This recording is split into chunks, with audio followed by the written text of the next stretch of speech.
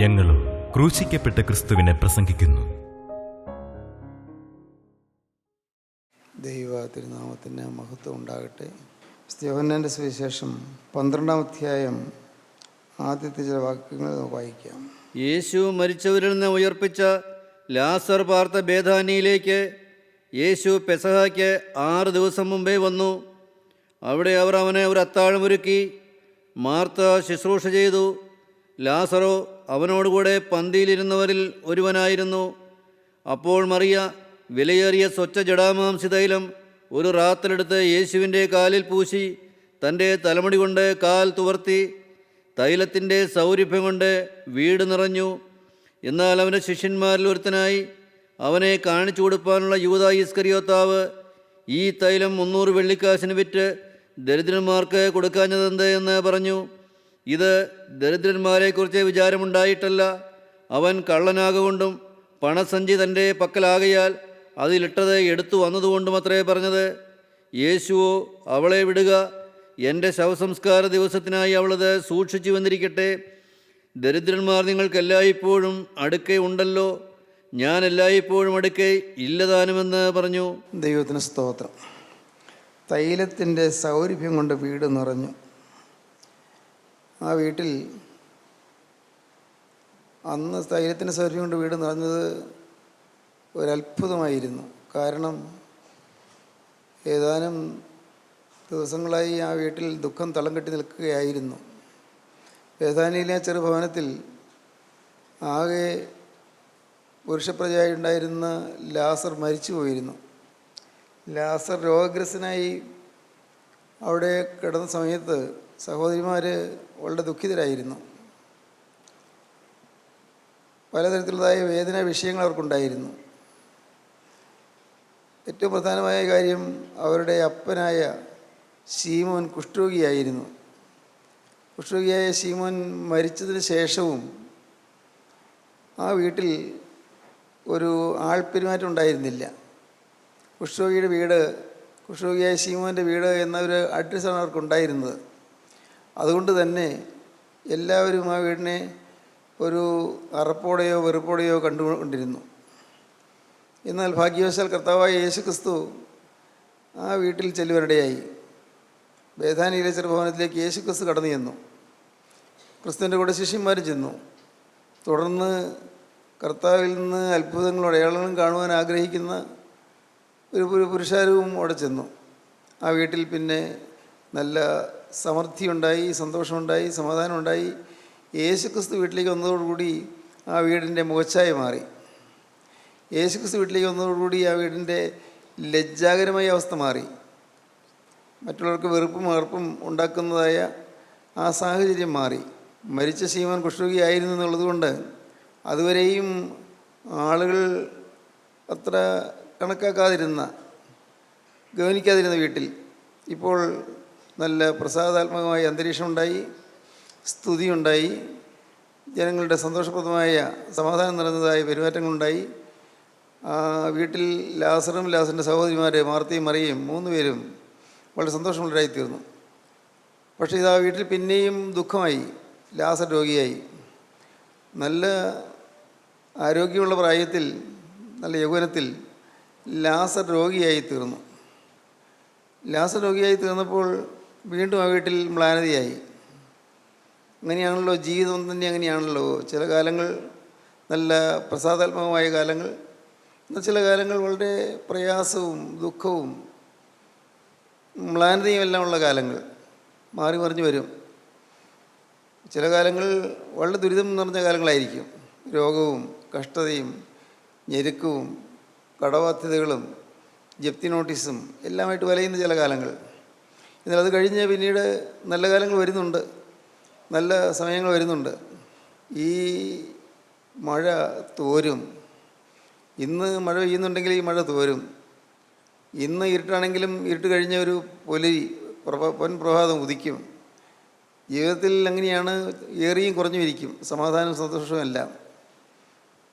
എന്നാൽ ലാസർ രോഗിയായി കഴിഞ്ഞപ്പോഴേക്കും വീണ്ടും മ്ലാനതയായി.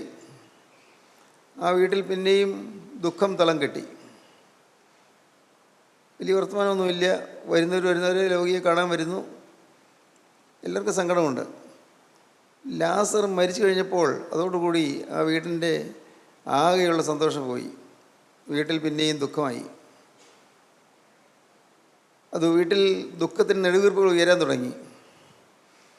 ഏങ്ങലടികളും വിങ്ങിക്കരച്ചിലുകളും ഉണ്ടായി. ആ വീട് ദുഃഖത്തിൻ്റെ ഒരു പ്രതീകമായി മാറി. ദൈവത്തിന് സ്തോത്രം. എന്നാൽ ഇപ്പോൾ നാം വായിച്ചത് ആ വീട്ടിൽ സൗരഭ്യം വന്നു എന്നാണ്. ആ വീട്ടിൽ നല്ല സുഗന്ധം പൊഴിഞ്ഞു. തൈലത്തിൻ്റെ സൗരഭ്യം കൊണ്ട് വീട് നിറഞ്ഞു എന്ന്.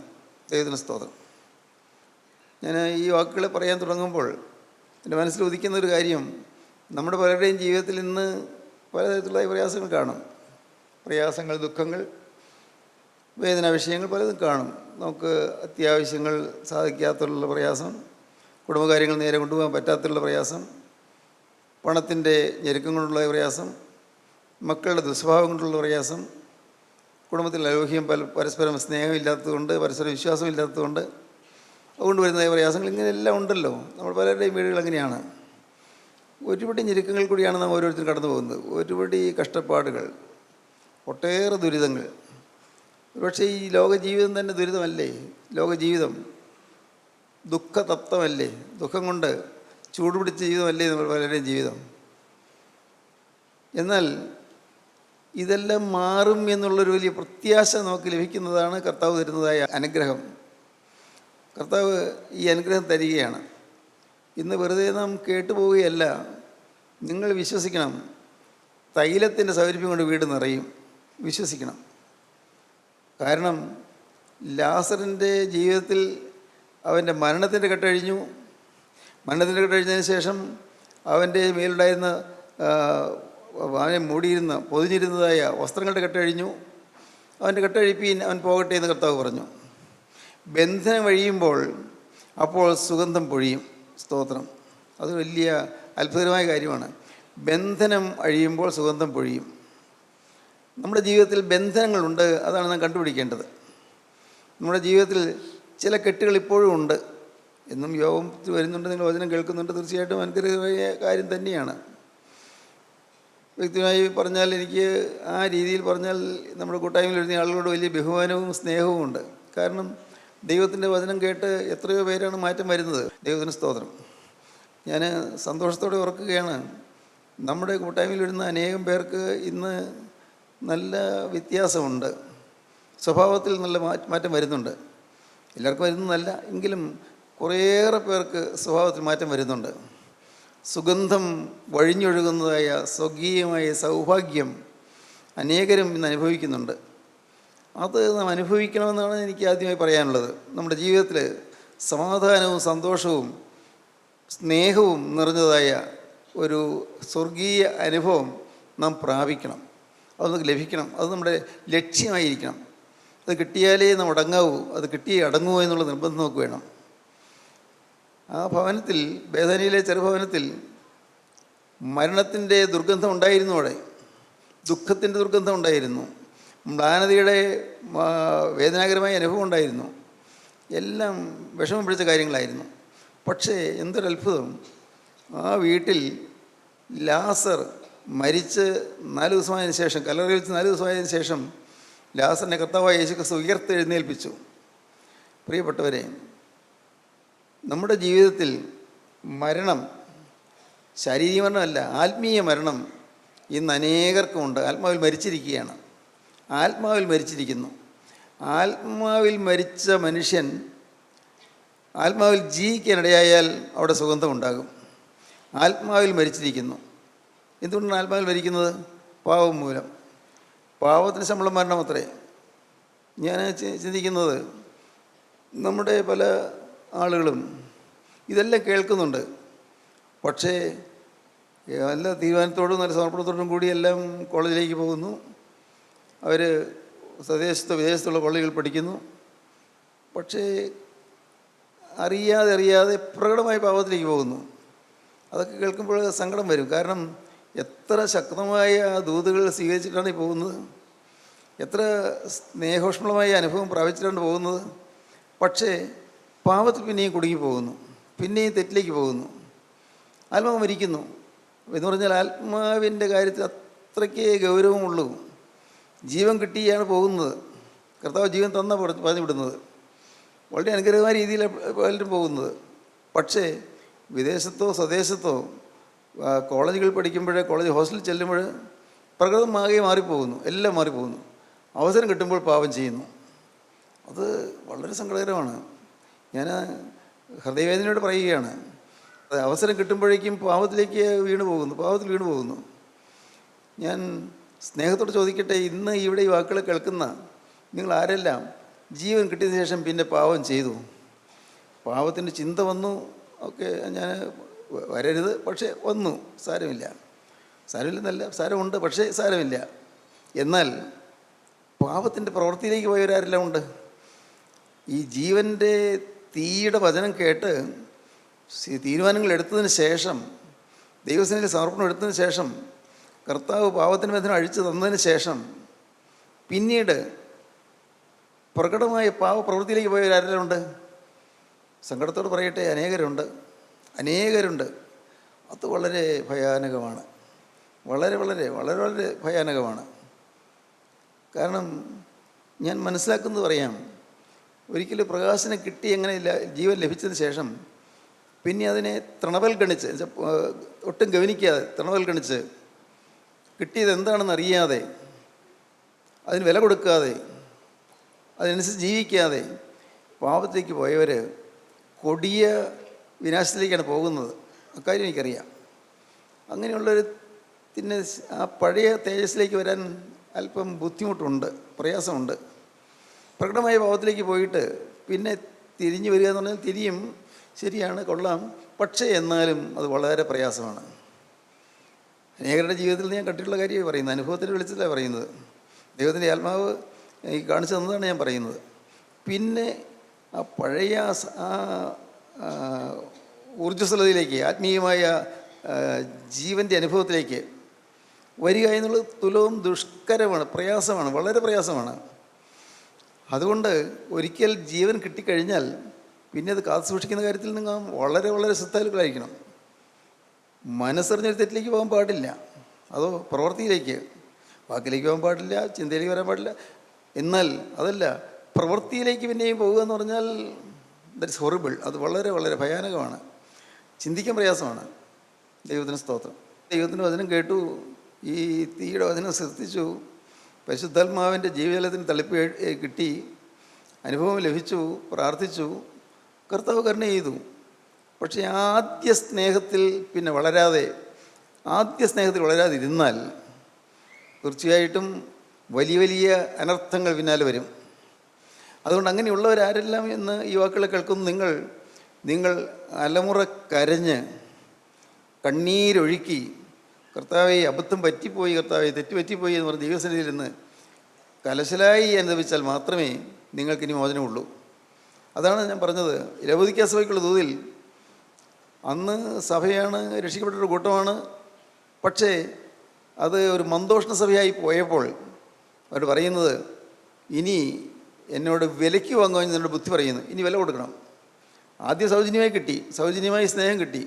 സ്തുതിയിൽ കൂടി ഇറങ്ങി വരുന്ന പരിശുദ്ധാത്മാവിന് നൽവരും അനേകർക്ക് ലഭിച്ചിട്ടുണ്ട്.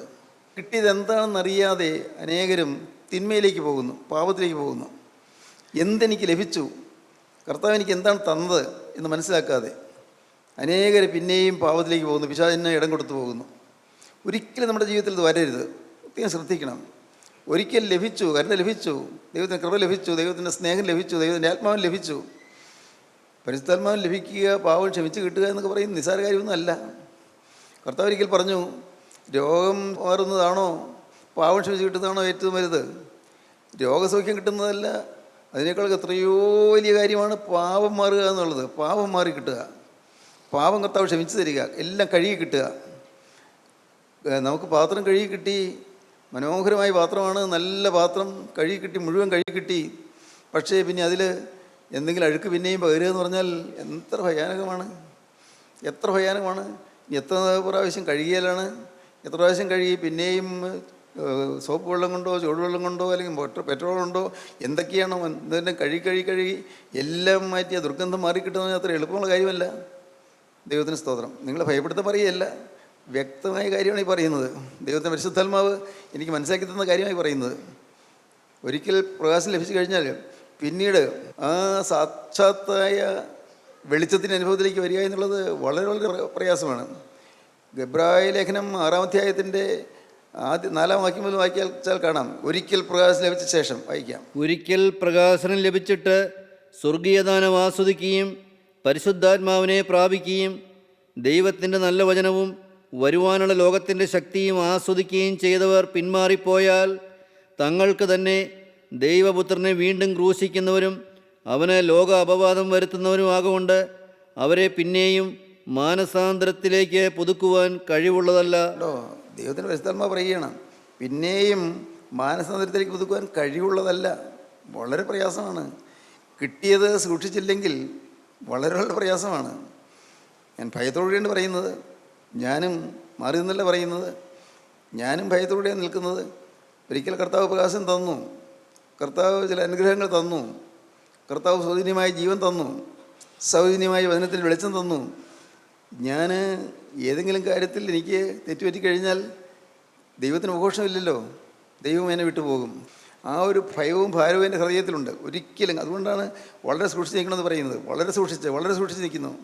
അല്ലെങ്കിൽ ഒരു ചെറിയൊരു വാക്കിൽ തെറ്റിയാൽ മതി, ഒരു ചെറിയ നോട്ടത്തിൽ തെറ്റിയാൽ മതി, ചെറിയൊരു ചിന്തയിൽ തെറ്റിയാൽ മതി, പോയി എല്ലാം തകിട് മറിഞ്ഞു പോകും. അതുകൊണ്ട് നാം വളരെ വളരെ സൂക്ഷിക്കണം. പിതാക്കന്മാർ പാടിയല്ലോ, അലസത ലേശം ബാധിച്ചാൽ അശുവഴിക്ക് വശമതനായി തീരും, ആത്മത്തെ സ്വയമേ നിഹനിക്കും.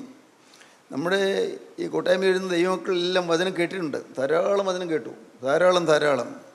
പക്ഷേ കിട്ടിയ വചനത്തിൻ്റെ വില അറിഞ്ഞിട്ടില്ല ഇതുവരെയും. പലരും അറിഞ്ഞിട്ടുണ്ട്, ഭാഗ്യവശാൽ കുറേ അധികം പേരുണ്ട്, എനിക്കറിയാം. എന്നാൽ നല്ലൊരു ഭാഗം ആളുകൾ എന്താണ് വചനമെന്ന് അറിയാൻ പാടില്ല, എന്ത് കിട്ടിയെന്ന് അറിയുന്നില്ല, ലഭിച്ചത് എന്താണെന്ന് അറിയുന്നില്ല. ഈ പ്രകാശം കിട്ടിയതിന് ശേഷം പിന്നെയും പ്രകടമായ പാപത്തിലേക്കൊക്കെ പോകുക എന്ന് പറഞ്ഞാൽ അത് വളരെ വളരെ ഖേദകരമായ കാര്യമെന്നേ പറയാൻ പറ്റൂ. എനിക്ക് അതിൽ കുറഞ്ഞ് പറയാൻ പറ്റുന്നില്ല. വളരെ ഖേദകരമാണ്, അതിലേക്ക് പോകാൻ ഇടവരരുത്. അതുകൊണ്ട് ഇനിയെങ്കിലും നിങ്ങൾ ഒരു കാര്യം ചെയ്യുക, നിങ്ങളുടെ ജീവിതത്തിൽ സൗരഭ്യം നിറയുക, നിങ്ങളുടെ ജീവിതത്തിൽ സുഗന്ധം നിറയുക. മരണത്തിൻ്റെ മ്ലാനത പറ്റിയ വീട്ടിൽ, രോഗത്തിൻ്റെ ബാധയിൽ വരണ്ടുപോയ വീട്ടിൽ, ദുഃഖം തളം കെട്ടിയ വീട്ടിൽ, ആ വീട്ടിൽ സൗരഭ്യം നിറഞ്ഞു. അതിനുവേണ്ടി നിങ്ങൾ ചെയ്യേണ്ട ഒറ്റൊരു കാര്യം മാത്രമേ ഉള്ളൂ. നിങ്ങൾ വില കൊടുത്ത് വാങ്ങണം, കണ്ണീരൊഴുക്കി വാങ്ങണം, കരഞ്ഞ് വാങ്ങണം. കർത്താവേ, എനിക്ക് നീ ഇനിയും വീണ്ടും ജീവൻ തന്നാൽ ഇനി ഞാൻ കളയുകയില്ല. കർത്താവേ, എനിക്ക് നീ ഇനിയും സമാധാനം തന്നാൽ ഇനി ഞാൻ കളയുകയില്ല. കർത്താവേ, എൻ്റെ പാവങ്ങൾ നീ ക്ഷമിച്ചു തന്നാൽ ഇനി ഒരിക്കലും ഞാൻ പാവത്തിലേക്ക് പോവുകയില്ല. അങ്ങനെ നിങ്ങൾ ദൈവത്തോട് കരഞ്ഞ് പറഞ്ഞുകൊണ്ട് ദൈവത്തിൽ ഇരുന്ന് നിലവിളിച്ച് നിങ്ങളുടെ പാവങ്ങൾ നിങ്ങൾ മാറ്റിയെടുക്കണം. പാവങ്ങൾ മുഴുവൻ മാറ്റിയെടുക്കണം. ദൈവത്തിന് സ്തോത്രം. സാധിക്കും. ദൈവം സ്നേഹമാണ്. ഇത് കൃപയുടെ യുഗമാണ്, കൃപയുടെ കാലമാണ്. വേണമെങ്കിൽ നിങ്ങൾക്കത് ചെയ്യാം, നിങ്ങൾക്ക് ഓരോരുത്തരും ചെയ്യാം. കരുണയുള്ള കർത്താവിൻ്റെ കൃപയാൽ കർത്താവ് നമുക്ക് അവസരങ്ങൾ തരുന്നുണ്ട്. ഭാഗ്യവശാൽ കർത്താവ് എല്ലാ കാര്യങ്ങളും പറഞ്ഞു തരുന്നുണ്ട്. മരണത്തിൻ്റെ ആ മ്ലാനത പറ്റിയ ഭവനത്തിലേക്ക് സുഗന്ധം നിറഞ്ഞ അനുഭവങ്ങൾ ലഭിച്ചതുപോലെ നിങ്ങളുടെ ജീവിതത്തിൽ ഇനി സുഗന്ധം ലഭിക്കുമെന്ന് നിങ്ങൾ വിശ്വസിക്കുക. എനിക്ക് സുഗന്ധം കിട്ടണം, സ്നേഹത്തിൻ്റെ സുഗന്ധം, വിശുദ്ധിയുടെ സുഗന്ധം എൻ്റെ ഹൃദയത്തിൽ നിന്ന് നിറഞ്ഞ് മറ്റുള്ളവരിലേക്ക് പകരണം. ഇനി ഒരു കാരണവശാലും ഒരു തെറ്റെൻ്റെ ജീവിതത്തിൽ വരരുത്, നിർബന്ധം വേണം. നമ്മുടെ കുടുംബങ്ങൾ, നിങ്ങളുടെ ഓരോരുത്തരുടെയും കുടുംബങ്ങളിൽ സ്നേഹം നിറഞ്ഞു വരണം. സ്നേഹം, ഭാര്യയും ഭർത്താവും തമ്മിൽ സ്നേഹമാണ്. പക്ഷേ അതല്ല, അതിനപ്പുറത്ത് ഒരു ഹൃദയമായി, ഒറ്റ ഹൃദയമായിരിക്കുന്ന സ്നേഹം. അവിടെ രണ്ട് അഭിപ്രായം പാടില്ല. മാതാപിതാക്കളും മക്കളും ഏകയോഗക്ഷേമമായി ഐക്യമായി കഴിയുന്ന ഒരു സൗഭാഗ്യ ജീവിതം. അവിടെ അലസത പാടില്ല, അവിടെ ശ്രദ്ധക്കുറവ് പാടില്ല. നമ്മുടെ ജീവിതത്തിൽ എല്ലാ രംഗത്തും ദൈവം എല്ലാം കണ്ടുകൊണ്ടിരിക്കുന്നു, എല്ലാം കാണുന്ന ദൈവം.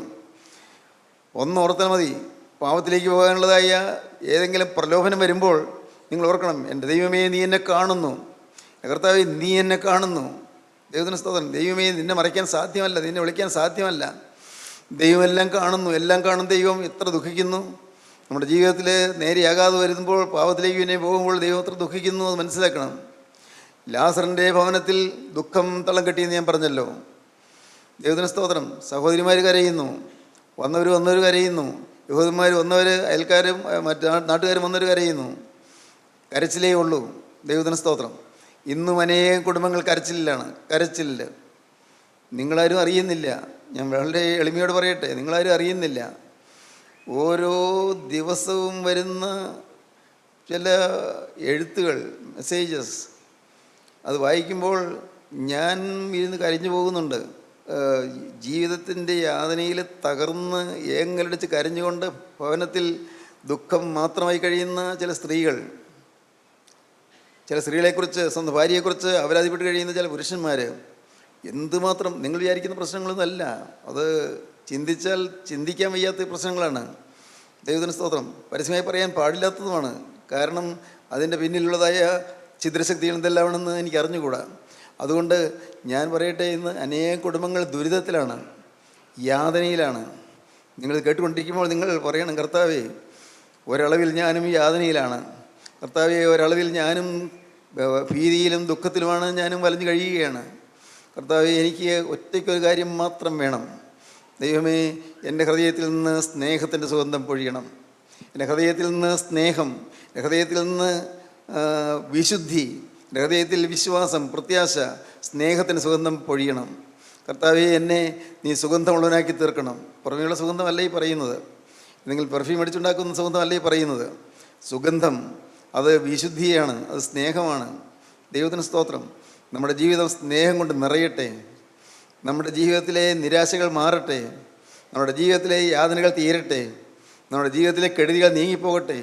നമ്മുടെ ജീവിതത്തിലെ അലങ്കോലങ്ങളെല്ലാം മാറിപ്പോകട്ടെ. സമാധാന നിർഭരമായ ഒരു നല്ല ജീവിതം കർത്താവ് നിങ്ങൾക്ക് തരട്ടെ. ദൈവത്തിന് സ്തോത്രം. നിങ്ങൾ പ്രാർത്ഥിക്കുക പ്രിയപ്പെട്ടവരെ. കർത്താവോട് പറയണം, കർത്താവേ ഇത്രയും കാലം ഞാൻ ഈ വചനമെല്ലാം കേട്ടെങ്കിലും ഇന്നും ഞാൻ കല്ലിച്ചിരിക്കുകയാണ്. ഹൃദയം കല്ലുപോലിരിക്കുന്നു. ഹൃദയം തകരുന്നില്ല, ഉള്ളു തകരുന്നില്ല. എൻ്റെ കർത്താവേ, ഞാനും കേൾക്കുന്നുണ്ട്, പലരും കരയുകയും ഉള്ളു തകരുകയും ചെയ്യുന്നത് പോലെ ഒന്നും എൻ്റെ ഉള്ളു തകരുന്നില്ല. എനിക്കിപ്പോഴും എന്നെ തന്നെ കാണാൻ സാധിക്കുന്നില്ല. എൻ്റെ അവസ്ഥ എത്ര ഭയാനകമാണെന്ന് എനിക്ക് മനസ്സിലാക്കാൻ സാധിക്കുന്നില്ല. എൻ്റെ ആത്മാവിൻ്റെ അവസ്ഥ എത്രയോ ഗൗരവമേറിയതെന്ന് എനിക്ക് മനസ്സിലാക്കാൻ പറ്റുന്നില്ല. എനിക്ക് സുബോധം നഷ്ടപ്പെട്ട പോലെ ഞാൻ ഇരിക്കുന്നു. കർത്താവേ, പാപം കൊണ്ട് എൻ്റെ കണ്ണ് അന്ധമായി പോയിരിക്കുന്നു. പാപം കൊണ്ട് പിശാച് എൻ്റെ കണ്ണ് കുത്തിപ്പൊട്ടിച്ചിരിക്കുന്നു. എൻ്റെ അകക്കണ്ണ് തകർന്നു പോയിരിക്കുന്നു. ഒന്നും കാണാൻ പറ്റുന്നില്ല, എന്നെ തന്നെ കാണാൻ പറ്റുന്നില്ല, എൻ്റെ ദുരവസ്ഥ കാണാൻ പറ്റുന്നില്ല. അതാ ഇന്ന് ഈ വാക്കുകളെ കേൾക്കുമ്പോൾ എൻ്റെ കർത്താവേ, എനിക്ക് എന്നെ തന്നെ കണ്ടുകൊണ്ട് കരയാനുള്ളതായ കൃപ തരണമേ. എൻ്റെ ഹൃദയം തകർന്ന് കരയുവാനുള്ള ഭാഗ്യം തരണമേ. ഇന്ന് കർത്താവേ, നീ എൻ്റെ മേൽ നിൻ്റെ സ്നേഹം പകർന്നു തന്നാൽ, കർത്താവേ നിൻ്റെ ജീവൻ എൻ്റെ മേൽ സൗജന്യമായി പകർന്നു തന്നാൽ, കർത്താവേ ചോദിക്കാൻ അർഹതയുണ്ടായിട്ടല്ല, സൗജന്യമായി സ്നേഹം പകർന്നു തന്നാൽ, അതാ ഇന്നു മുതൽ ഞാൻ നിൻ്റെ ഒരു ദാസനായി, നിൻ്റെ ഒരു ദാസിയായി ഞാൻ ജീവിക്കും. അശുദ്ധി യേശാതെ ഞാൻ ജീവിക്കും. പാപത്തിൻ്റെ കണിക പറ്റാതെ ഞാൻ ജീവിക്കും. തിന്മ യേശാതെ ഞാൻ ജീവിക്കും. കർത്താവേ, ഞാൻ വിശുദ്ധനായി ജീവിക്കും, ശുദ്ധിമതിയായി ജീവിക്കും. അതാ ഇത് എൻ്റെ ഹൃദയത്തിൽ നീ ഞാനിപ്പോൾ പറയുന്ന വാക്കുകളാണ്. അതാ നീ എനിക്ക് അതിൻ്റെ ഭാഗ്യം തരണമേ. പ്രാർത്ഥിക്കൂ എൻ്റെ പ്രിയപ്പെട്ടവരെ, നിങ്ങൾ പ്രാർത്ഥിക്കൂ. കർത്താവോട് പറയൂ, കർത്താവേ തരണമേ ദിവ്യ സ്നേഹം, പൊഴിയണമേ വിശുദ്ധിയുടെ സുഗന്ധം. ദാദാ എൻ്റെ മേൽ നിൻ്റെ അക്കരെ വയ്ക്കണമേ, അനുഗ്രഹിക്കണമേ. പ്രാർത്ഥിക്കൂ. ദൈവത്തിന് സ്തോത്രം. ജീവനുള്ള ദൈവമേ, കരുണയുള്ള കർത്താവേ, അവിടുത്തെ തിരുസാന്നിധ്യം ഞങ്ങൾക്ക് ദാനമായി തന്നതിനാൽ സ്തോത്രം. കർത്താവെ, അവിടെ ഞങ്ങളുടെ കൂടെ തന്നെ ഉള്ളതിനായി സ്തോത്രം. അടിയങ്ങളെ തൃക്കര നീട്ടി ആശീർവദിച്ചതിനായി സ്തോത്രം. എൻ്റെ നാഥ, ഇന്ന് വചനം കേട്ട എല്ലാവരെയും അവിടെ ദിവ്യപ്രകാശം കൊണ്ട് നിറയ്ക്കുകയും സമാധാന ജീവൻ നൽകുകയും ചെയ്യണമെന്ന് പ്രാർത്ഥിക്കുന്നു.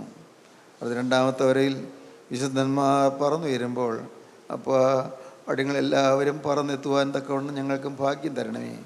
അതിനുള്ള രൂപാന്തരം തരണമേ. യേശു ക്രിസ്തുവിൻ്റെ പരിശുദ്ധമായ നാമത്തിൽ പ്രാർത്ഥിക്കുന്ന കുറയോടെ കേൾക്കണമേ. ആമീൻ. ഹല്ലേലൂയ.